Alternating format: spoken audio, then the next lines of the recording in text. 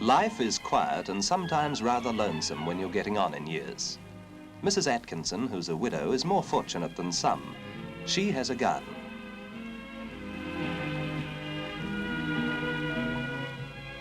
But Mrs. Atkinson likes company, and 3 days a week she can be found at the Rotorua Service Centre. Here, old and sick folks come together to work, yarn and see a bit of one another. Making toys, addressing envelopes, the centre takes on any jobs elderly hands can manage. Founded by voluntary welfare organisations early this year, the centre's based on an English scheme.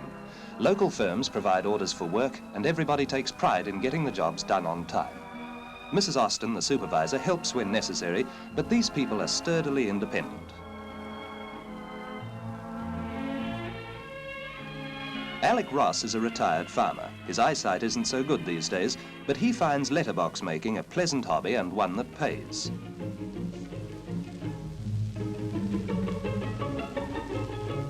Every now and again, Alec drops in to give Jim Marshall a hand.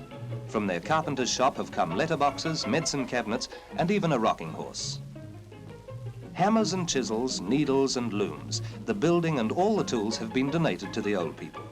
With their own enthusiasm, they've accomplished wonders and are determined to make the centre pay its way. Mr. Campbell is busy weaving bath mats for the centre's Christmas sale. He designs his own patterns and does quite a professional job. Mrs. Campbell is a fine hand with artificial flowers. Of course, time is never so precious that work can't be stopped for a cup of tea.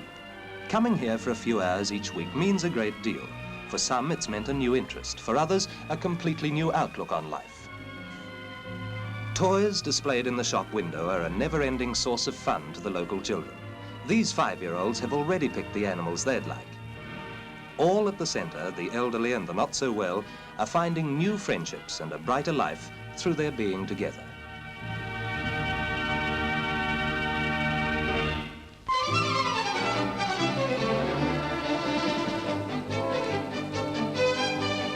At last, Christchurch is to have a new railway station. Mr. McFarlane, the mayor, is understandably pleased to speak at the laying of the foundation stone. The city's civic pride will be restored. For 50 years, Christchurch has been promising itself a fine station. Now the Honourable Mr. McAlpine, Minister of Railways, lays the foundation stone for the new £2.5 million building. Twice before, plans were drawn to replace the old building. Twice, war intervened. But this time, there'll be a new station with all the amenities. 7,000 gather at the lakeside in Hamilton to see Dame Hilda Ross open a new children's playground. Dame Hilda congratulates the JCs on their work in laying out and equipping this fine play area.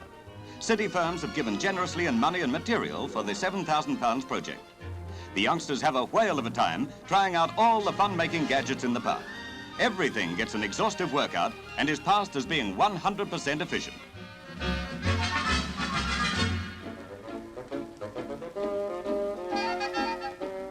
The children's enjoyment should reward JC members for their blistered hands and sore backs. For 3 months, they spent their weekends, many of them cold and wet, working on this scheme. But their great achievement is in acquiring a full-size railway engine. The 77-year-old veteran is still in working order and promises to be the most popular toy in New Zealand. Never before has it had so many drivers, and in appreciation, it shows some of its old form. Hamilton children are certainly lucky. They now have a wonderful playground in a beautiful setting.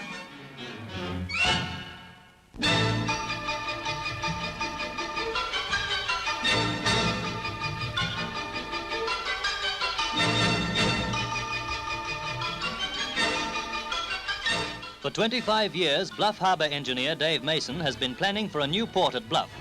His scheme is to turn a sandbank into an island by raising the level 16 feet. On the island, the new wharves and sheds will be built, and a road and rail bridge will link them with the foreshore. With this layout, the tides will still flow freely through the natural channels of the harbour.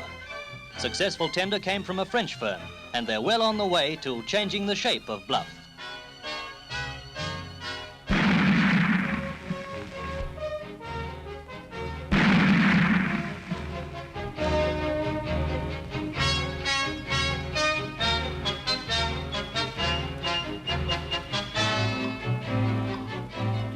It's a £3.5 million job, and Bluff's lucky in having good supplies of rock close at hand.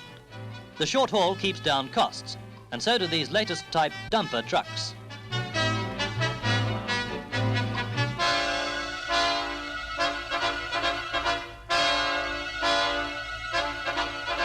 There's no time lost in turning round or backing out of awkward places.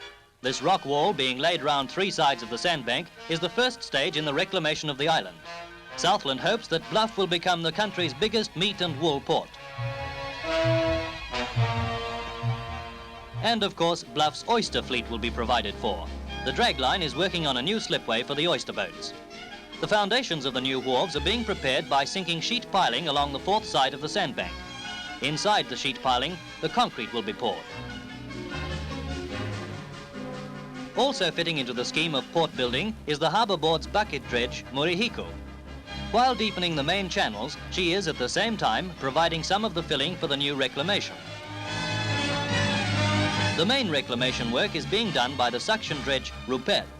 This powerful dredge, which was towed here from Belgium, sucks up silt from the harbour floor and pumps it across to the foreshore, where another 13 acres of water are being turned into land. For Southlanders, the new port brings great hopes. A 25-year-old dream is coming true.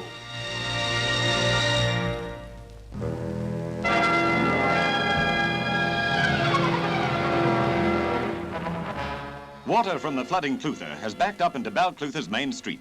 As long as the stop banks hold, only a few of the townspeople will be inconvenienced.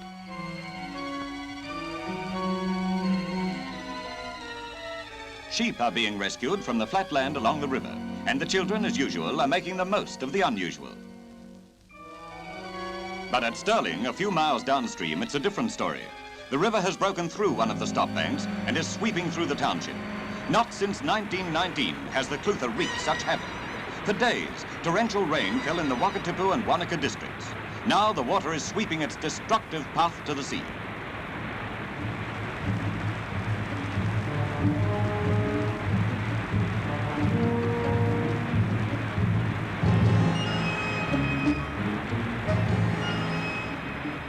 Looking down on Stirling from the air, there's a scene of even more lifeless desolation.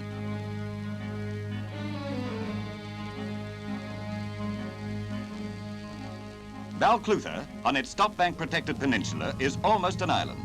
Below the town, the water has spread out in every direction, and nearly all the fertile Inch-Clutha Delta is underwater.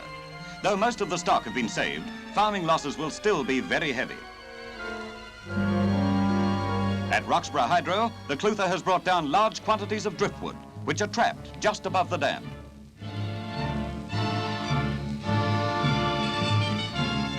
At the dam face, there is little sign of the flood, but as it tears through the spillways, the Clutha is turning on a breathtaking show. Only a 1/7 of the river's flood flow is passing through the turbines.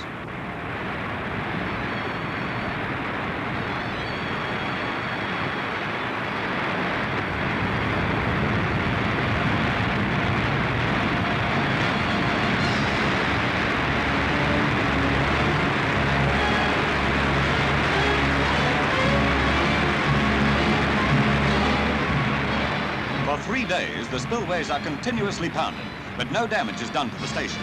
Only a sizable hole appears in the road.